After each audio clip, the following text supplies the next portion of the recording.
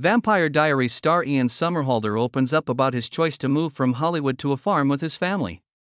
He describes farm life as enriching, providing a balance he could not find in urban settings. Somerhalder emphasizes the hard work involved in farming, underscoring the respect and appreciation that comes from living in a rural environment. Surprisingly, he notes that a significant number of Americans lead similar lifestyles, showing a connection between urban and rural communities through commerce and produce. Living alongside his wife, Nikki Reed, and their children, they cultivate their own food while caring for numerous animals. This lifestyle shift has brought profound satisfaction to Somerhalder as he embraces the challenges and rewards of farm life.